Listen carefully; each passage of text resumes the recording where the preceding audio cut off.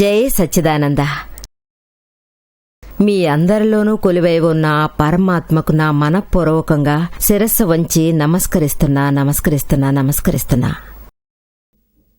అమ్మా, ఇప్పుడు మీరు చెప్పింది ఏంటంటే గురువు దగ్గర సమర్పణ చేయాలని చెప్పారు కదా. బట్ దానితో పాటు మీరు ఇంకో విషయం కూడా చెప్పారు. మహావీరుడు, శ్రీకృష్ణ భగవానుడు వీళ్ళందరినీ సాక్షులుగా చెప్పారు. కొన్ని సమయాల్లో ఈ సమర్పణ చేయడానికి వీలు లేకుండా అవుతుంది కదా. అప్పుడు ఆ సందర్భాల్లో ఈ సమర్పణ యొక్క పూర్తి మీనింగ్ ఏంటి? చేయడానికి వీలు లేనప్పుడు ఎందుకు మనం చేయాలి? ఇవన్నీ వాటికవే కుదరాలి. బట్ వాళ్ళందరూ మనకి గురువులు కాదు కదా. మహావీరుడు ప్రత్యక్ష గురువు కాదే, ఆయన ప్రత్యక్ష గురువు కాదు. అది ఓకే, కానీ మీరు ఇక్కడ చెప్పారే అజ్ఞానంతో ఇది వదిలేస్తున్నామని. అంటే ఈ చర్యలకు ఒక పూర్తి అర్థం లేదు. అంటే మనకి గురువుగారి దగ్గర నుండి సరైన జ్ఞానం దొరకనప్పుడు మనం ఎందుకు సమర్పణ చేయాలి? జ్ఞానం ప్రాప్తి పొందడానికే క్రమ పద్ధతిలో ఇదే చెయ్యాలి. గురువుని వదిలేస్తే ఆత్మ గురించి ఎవరు చెప్తారు? ఇల్లు, భార్య, పిల్లలు, లౌకికం వీటన్నింట్లో మీరు బంధింపబడున్నారు. ఒక్కొక్క దాన్ని వదిలేసుకుంటూ అభివృద్ధి చెందడమే సక్రమమైన పద్ధతి. సక్రమమైన మార్గంలోనే ముందుకు సాగాలి. అక్కడే దాన్ని వదిలేసావంటే ఆ తర్వాత మనకి ఇంకేం మిగులుతుంది? గురువుకి ఏం కావాలి? మనం అన్నింటినీ వదులుకోవడం కోసమే సమర్పణ చేయాల్సి ఉంటుంది. ఎందుకంటే గురువు యొక్క పాదాల దగ్గర భార్య, పిల్లల్ని వదలడం కుదరదు. వాళ్లని మనం ఇంట్లోనే ఉంచుకున్నాం. వాళ్ళని అక్కడికి తీసుకెళ్లి సమర్పణ చేయలేదే. వీటన్నిటికంటే వారు అతీతమైన వాళ్ళు. మన ఆస్తి అంతస్తులు పట్టుకెళ్లి గురువు పాదాల దగ్గర పెట్టడం లేదు. ఇవన్నీ మనం గురువుగారి దగ్గర వదిలేయడం లేదు. గురువుగారే రాజచక్రవర్తి అయి ఉన్నారు. ఉన్నదంతా అక్కడక్కడ వదిలేసి ఏది మనకు అవసరమో అది మాత్రమే కదా మనం తీసుకోవాలి. గురువుగారు ఏం చేస్తారో అదే శిష్యుడు చేస్తేనే ఆయనలాగే ఉండడానికి ఒక అవకాశం దొరుకుతుంది. అందువల్లే మీరు దీన్ని అనుసరించాలి. తరతరాలుగా ఇదే కదా జరుగుతుంది. గురువు చెప్పింది చెయ్యాలి. అప్పుడే ఆత్మ యొక్క సాధన ఫలిస్తుంది. జపం, తపస్సు, పూజ ఇవన్నీ ఎందుకని క్రమ పద్ధతిలో కుదిరాయో అవే అక్కడక్కడ జరుగుతున్నాయి. అర్థమైందా? లౌకికంలోనే ఉంటే వీటన్నింటికీ సమయం ఎక్కడ దొరుకుతుంది? భక్తితో అభివృద్ధి చెందాలా లేక గురువు దగ్గర దొరికిన జ్ఞానం వల్ల అభివృద్ధి చెందాలా? రెండిట్లో ఏది అతి ముఖ్యమైనదిగా చెప్పబడింది? అది మాత్రమే కాదు, దాంతో పాటు రెండూ ఒకటిగానే ఉన్నాయి. భక్తి, జ్ఞానం ఒకదానికొకటి కట్టుబడి ఉండాలి. రెండు వట్టి భక్తి వల్ల మాత్రం మోక్షం అనేది దొరకదు. వట్టి జ్ఞానం వల్ల మోక్షం అనేది దొరకదు. ఇది వేరుగా భక్తి అంటే జ్ఞానంతో సంబంధించిన భక్తి అయితే జ్ఞానభక్తి అని చెప్తాం.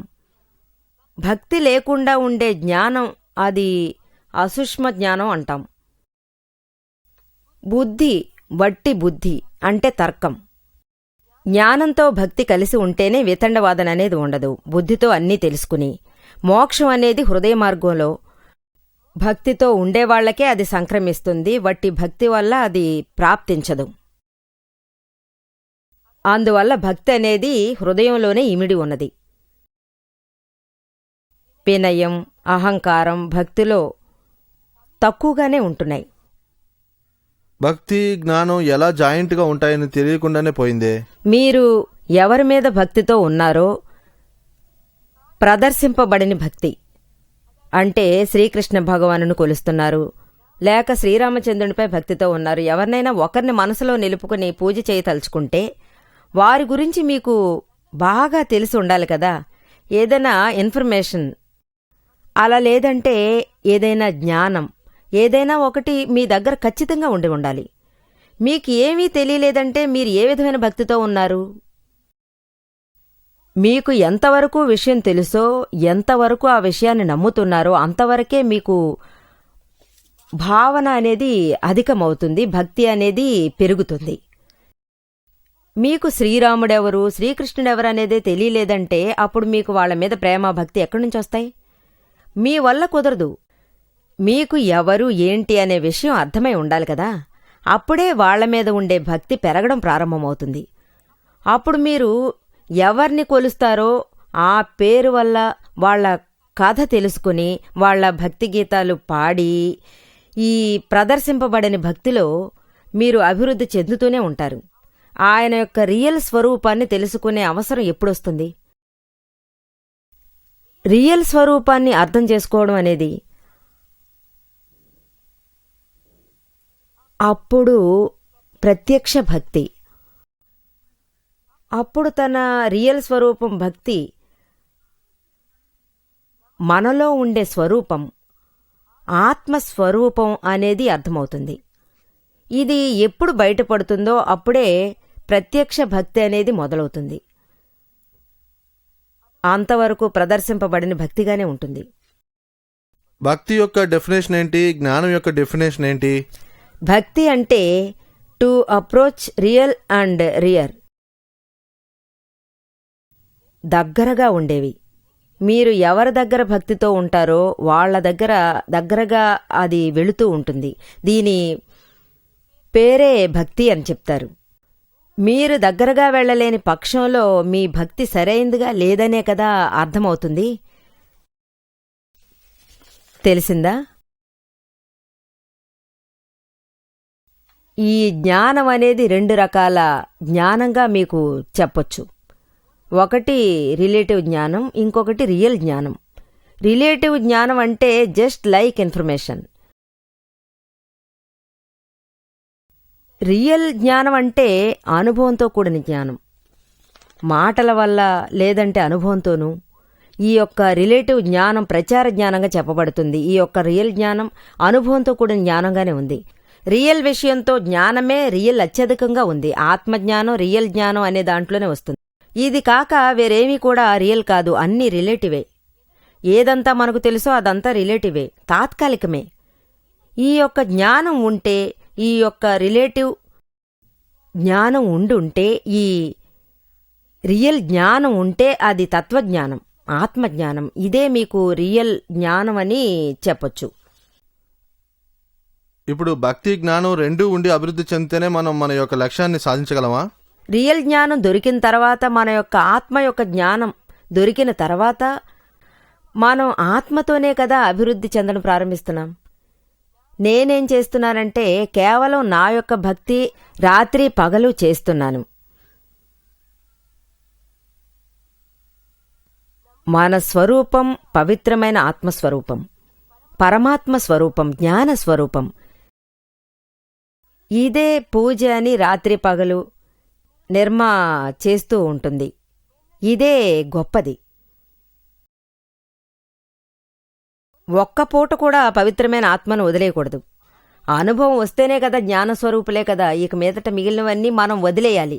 అందువల్ల ప్రత్యక్ష భక్తితో ఉంటేనే మనం దీని నుండి విముక్తి పొందడానికి వీలవుతుంది. ప్రదర్శింపబడిన భక్తి అనేది ఇది కాదు. మీరు ఎవరిని భక్తితో కొలుస్తున్నారు? ఆత్మను భక్తితో కొలుస్తున్నారా? నేను నాలో ఉన్న పరమాత్మను, నిజమైన శుద్ధ ఆత్మ, అదే పరమాత్మ. మీరు దీన్ని ఎలా చేస్తున్నారు? రాత్రి పగలు కూడా చేస్తాను. రాత్రింబవళ్ళు ఇదే చేస్తూ ఉన్నాను. మాకు కూడా ఆ మార్గాన్ని నేర్పండి. ఈ మార్గం మీకోసం మాత్రమే చెప్పబడింది. ఈ మార్గాన్నే చెప్పాను. మీరెంతవరకు పవిత్రమైన ఆత్మతో కలిసిపోతున్నారో, ఇందులో ఎంతవరకు ఉన్నారో అంతవరకు మీరు ఆ విధంగానే మారిపోతున్నారు. నేనే అని నమ్మి మీరు ఇదే కలిసిపోయామని చెప్తే అప్పుడు ఈ జ్ఞానభక్తి ఉంటుంది. ఈ జ్ఞానం మీలో భక్తి మార్గంలో నడుస్తుంది. ఇప్పుడు నేను ప్రియేష్ కాదు, నేను ఆత్మ, పవిత్రమైన ఆత్మ. ఈ భావం ఉండి మీరు మంచి విధంగా కలిసిపోయి తన్మయమైతే అప్పుడు ఇవన్నీ ఒకే ప్రదేశంలో ఉండి కూడా జరగడం మనం చూడడం అవుతుంది. ఇప్పుడు చెప్తారు కదా, ఎంత భక్తితో ఉంటారో అంత దగ్గరవుతారని అంటారు. మీరు ఇప్పుడు చెప్పింది భక్తి మార్గంలో నడవటానికి మీరు శ్రమించి చేయనక్కర్లేదు, అర్థం చేసుకుంటే చాలు. దీని గురించి కొంచెం వివరంగా చెప్పండి. ఏం చెయ్యాలో చెప్పండి. ఇప్పుడు మీరు మీ దగ్గర పవిత్రమైన ఆత్మ భక్తితో కొలుస్తున్నానని చెప్పారు. ఇది ఎలా అంటే, భక్తి అనేది పూజ చేయడం, పాట పాడడం, తర్వాత తాళం కొడుతూ ఆహా ఓహో అని గట్టిగా అరిచి చెప్పడం అనుకుంటున్నారా? ఈ అవేర్నెస్ అనేది ఒకటిగా ఉంటుంది ఎప్పుడూ కూడా. అంటే నాదస్వరం సౌండ్ వినిపించేంతవరకు నాగపాము ఆడుతూనే ఉంటుంది కదా నిరంతరంగా. పాములవాడు ఆ నాదస్వరాన్ని ఊది ఊది ఆపేంతవరకు ఆ పాము దాంతోపాటు ఆడుతూనే ఉంటుంది. పాము ఆగనే ఆగదు. సాధారణంగా ఉన్నప్పుడు అలా చెయ్యొచ్చు కదా, అలా చెయ్యాలి కదా. పరమాత్మ బయటపడినప్పుడు ఉండనియండి, అది మనం ఏమీ చెయ్యక్కర్లేదే. ఆ తర్వాత అటాచ్మెంట్ ఎక్కడ ఏ విధంగా ఉన్నా ఈ అటాచ్మెంట్ అన్నీ ఏవీ కాదు. అది ఈ పవర్ ఆ నాగపాములో లేదు, ఆడించే స్వరంలోనే ఉంది. దాన్నే కదా అది ఇష్టపడుతుంది. అమ్మా, ఇప్పుడు మీరు పవిత్రమైన ఆత్మనే పూజ చేస్తున్నట్టుగా చెప్పారు. దాని గురించి కొంచెం దాదా భగవాన్ గుళ్ళ గురించి అన్ని విషయాలు చెప్పారంటే. తత్వస్వరూపం అంటే మన పవిత్రమైన ఆత్మ, దాదా భగవాన్ శ్రీమంద స్వామి యొక్క పవిత్ర ఆత్మ, మీ పవిత్రమైన ఆత్మ, నా పవిత్రమైన ఆత్మ అన్నీ ఒకటే, ఒకే స్వరూపమే. స్వభావంలో ఒకటిగా ఉన్నాయి, నంబర్లోనే వేరుగా ఉన్నాయి, కానీ స్వభావంలో ఒకటిగానే ఉన్నాయి. ఎందుకంటే మన అల్టిమేట్ గోల్ శ్రీమంతుని దగ్గరకు వెళ్ళడానికే. గోల్ అనేది మనం నిర్ణయించుకున్నాం, పూర్తిగా తెలుసుకున్నాం. ఇది అందరికీ తెలుస్తుంది, పూర్తిగా తెలియజేయబడుతుంది. అంటే ఇది ఏమిటంటే భక్తి అనేదానికి పరిమితం ఏమైనా ఉందా చెప్పండి? సంపూర్ణంగా బయటపడే ఈ కైవల్య జ్ఞాన స్వరూపం, లేదంటే సంపూర్ణంగా బయటపడే భక్తి, వీటికంతా ఇవన్నీ లక్ష్యంగా జరగబడుతున్నాయి. మీ యొక్క ఆత్మస్వరూపం, పరమాత్మ స్వరూపం ఎంతవరకు బయటపడుతున్నాయో అప్పుడు ఆటోమేటిక్గా మీరు ఉన్నత శిఖరాలను అందుకుంటారు. అమ్మా, జై సచ్చిదానంద, మీరు రిలేటివ్ జ్ఞానం గురించి చెప్పారు. ఈ రిలేటివ్ జ్ఞానం అనేది ఉండే స్టూడెంట్స్ అండ్ టీచర్స్ వాళ్ళు ఈ విధంగా ఉండాలని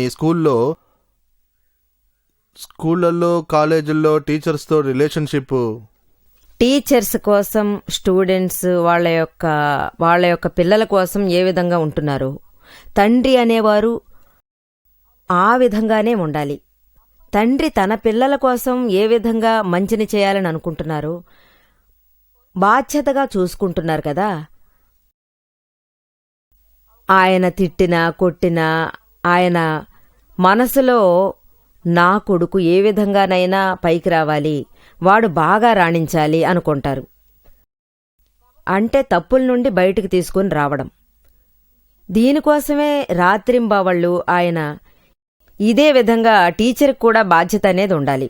నా శిష్యుణ్ణి ఏ విధంగా పైకి తీసుకురావాలి, ఏ మార్గంలో తనని అభివృద్ధి పొందేలా చేయాలి. మిగతావన్నీ సెకండరీయే, టాప్ మోస్ట్ ప్రయారిటీకి ఇదే లక్ష్యంగా ఉంది. సపోజ్ మనం టీచర్గా ఉండి విద్యార్థులు అనే ఉద్దేశంలో వాళ్ళకి ఎక్కువగా హోంవర్క్ ఇవ్వాలా, లేదంటే స్ట్రిక్ట్గా ఉండాలా, లేదంటే అన్ని పనులు వాళ్ళకి చేయమని చెప్పాలా, ఏం చేయాలని కొంచెం దాని గురించి చెప్పండి. దీని గురించి చెప్పాలంటే ఈ కాలం స్టూడెంట్స్కి ఏమవుతుందంటే ఎక్కువగా హోంవర్క్ ఇవ్వడానికి గల కారణాలేంటంటే ఇంటికి వెళ్ళి వాళ్ళు టీవీ చూడకూడదు, ఈవినింగ్ వాళ్ళు ఆటలు ఆడకూడదు, అన్నింటికంటే అమ్మను విసిగించకూడదు. ఇందువల్లే హోంవర్క్ ఎక్కువగా ఇస్తున్నారు. ఇదే వాళ్ళు చేసుకుంటూ ఉండాలి. చెప్పాలంటే వాళ్ళకి చదువుకోవాలి అనే ఆలోచన రావడం లేదు. ఎగ్జామ్లో కూడా సరిగా కూర్చుని వ్రాయలేకపోతున్నారు. ఇదే చేసుకుంటూ మిగతావి అన్నీ మీకు బ్యాలెన్స్గానే ఉంటూ ఉండాలి. Good balance study. కానీ ఈ కాలంలో సిస్టమ్ అనేది మారిపోయింది. సపోజ్ మేము పేరెంట్స్ స్కూల్ లేదా కాలేజ్ సెలెక్ట్ చేసినప్పుడు ఏ విధమైన పాయింట్లో జాగ్రత్తగా ఉండాలి?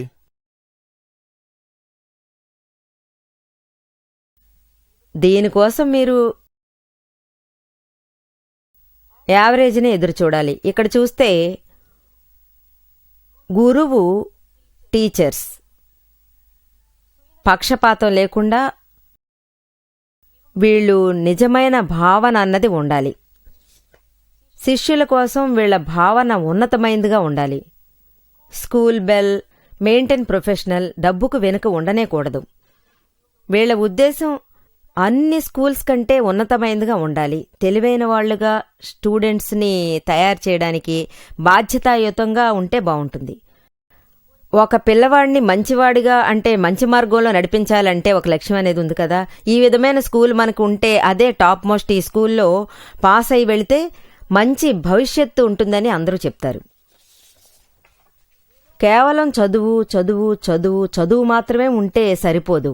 అంటే దాని కల్చరల్స్, స్టూడెంట్స్ యొక్క, శిష్యుల యొక్క పద్ధతులు ఇవన్నీ కూడా వాళ్ళని కల్టివేట్ చేయడానికి, డెవలప్ చేయడానికి సరైన విధంగా ఉండి తీరాలి.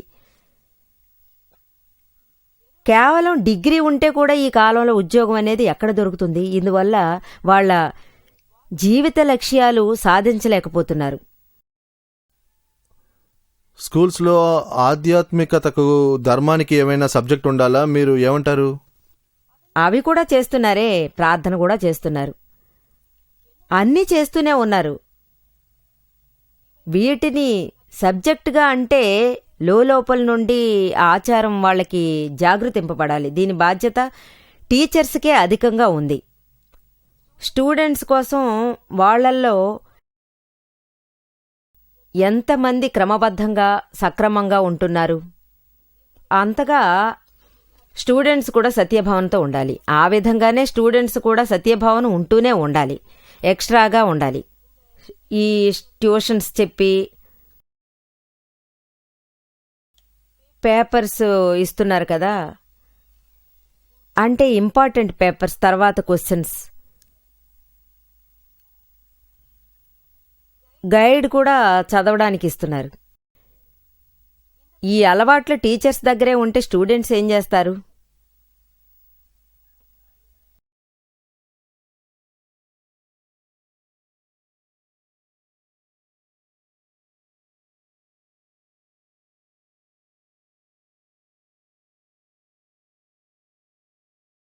జై సచ్చిదానంద. సద్గురువు దగ్గర జ్ఞానప్రాప్తి పొందడానికి నిజమైన శరణాగతి ఉంటేనే వీలవుతుంది అన్నారు. ఈ నిజమైన శరణాగతి ఏ విధంగా పొందాలి, ఏ విధంగా సమర్పణ చేయాలి అని కొంచెం చెప్పండి. అంటే సద్గురువు దగ్గర సమర్పణ భావన అనేది ఏ విధంగానైనా వస్తుంది. దానికి ఏం కారణం అని అంటే ప్రత్యక్షంగా మనల్ని ఆకట్టుకుంటున్నారు. భగవంతుని దగ్గర ఎవరూ నిజం చెప్పి శరణాగతి పొందడం లేదు, కేవలం అన్ని మాటలు మాత్రమే. భగవంతుని దగ్గర కేవలం సాధారణంగానే కోరుకుంటున్నాం.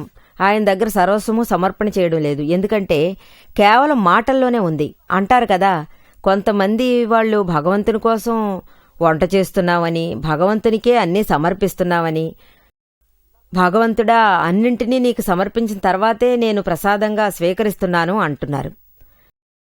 సమర్పణ చేస్తున్నారు, దాంతోపాటు ప్రసాదం తింటూనే దాంతోపాటు ఈవేళ కోడలు పప్పు బాగా మార్చేసిందే, కోడలా, ఆ సమయంలో నువ్వేం చేస్తున్నావు? మీ అమ్మగారు నీకు ఇదే నేర్పించారా? మీరు భగవంతుని ప్రసాదం తింటున్నారా, లేదంటే దానికి వంకలు పెడుతున్నారా? బావుంది, బాగాలేదు అని. ఏది మీకు ప్రసాదంగా లభించిందో అది మీరు సేవించాలి. దీనిని సమర్పణ కాదు అని చెప్తున్నాం. మనం ఈ ప్రసాదాన్ని తిని ఇవన్నీ చెప్తున్నాం. నిజమైన సమర్పణ ఎలా ఉండాలి? నిజమైన సమర్పణ దృఢంగా ఉండాలి. దీనికే కదా ఉదాహరణగా చెప్పాను.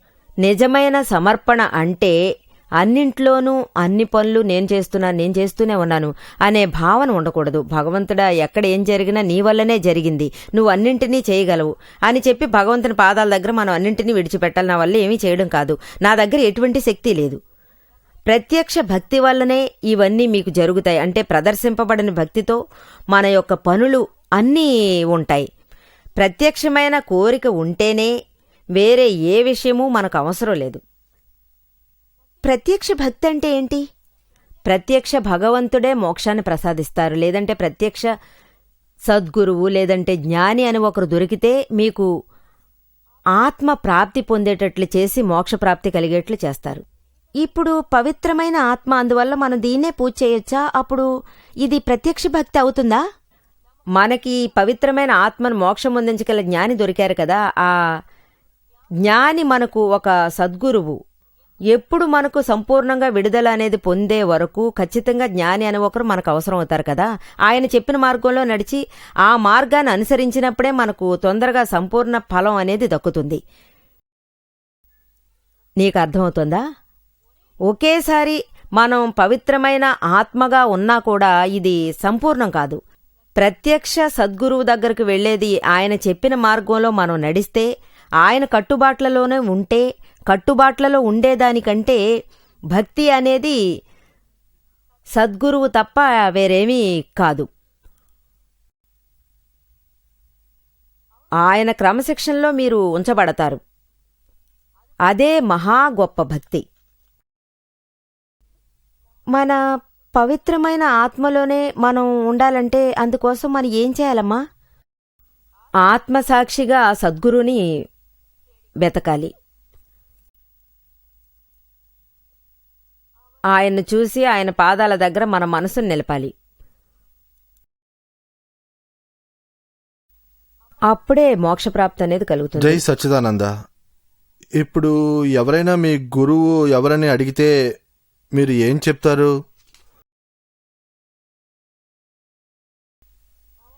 సర్వస్వం తెలిసిన స్వరూపమే పరమగురువు.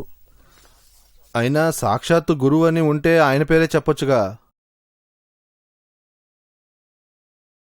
మీరు బయటకు చెప్పాలంటే చెప్పుకోండి, కానీ మనసులో అనుకోండి. అది సరే, మేము మనసులోనే చెప్పుకోండి. మనసులో గురువు అనే స్థానంలో మీ పేరును చెప్తే అబ్జెక్షన్ ఏం లేదు కదా.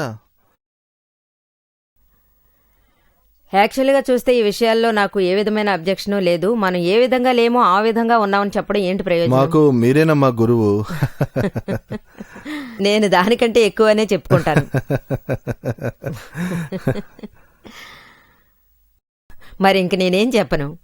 మీరేం చెప్తున్నారో దానికంటే ఎక్కువే. పవిత్రమైన ఆత్మ కాకుండా ఈ ప్రపంచంలో ఏముందని మీరు చెప్పండి? మీ యొక్క స్వరూపం. యాక్చువల్గా కొన్ని విషయాల్లో సంతోషపడడం కోసం యాక్చువల్గా గుజరాత్లో దీనికోసమే చెప్పబడింది, కానీ మిగతా భాషల్లో చెప్పడానికి అర్హత లేదు కదా. అమ్మ అని చెప్పొచ్చు, గురువు అని చెప్తున్నామే. ఇదొక విధంగా మారిపోయింది. వేరే ఏ విధంగా చెప్పేది? అమ్మ అని చెప్తే సంతోషంగా ఉంటుంది. సరే, మీకు ఏ భాష తెలుసో ఆ భాషలో మాట్లాడండి. ఇందులో ఏం తేడా ఉంది చెప్పండి? ఖచ్చితంగా రాదు. అమ్మా, ఇప్పుడు గురువుగారిని అమ్మలాగా కూడా అనుకోవచ్చని మీరు చెప్పారు. ఇప్పుడు అందులో ఏం సమస్య లేదు కదా. ఎలాంటి సమస్య రాదు. ఇప్పుడు గురు శిష్యుల్లో ఒకరు వాళ్ళ కళ్ల ముందు కష్టపడుతుంటే మిగిలిన వారు వాళ్ళకి సహాయపడొచ్చా? అమ్మ యొక్క గర్భం నుంచి మగపిల్లాడు పుడతాడా, లేదంటే ఆడపిల్ల పుడుతుందా? అదేవిధంగా నిర్మ అనే జ్ఞాన పిండం నుండి నిజమైన జ్ఞానం అనేది బయటపడుతుంది. ఏంటి వ్యత్యాసం? అమ్మ దగ్గర నుండి అన్నీ లభిస్తున్నాయే.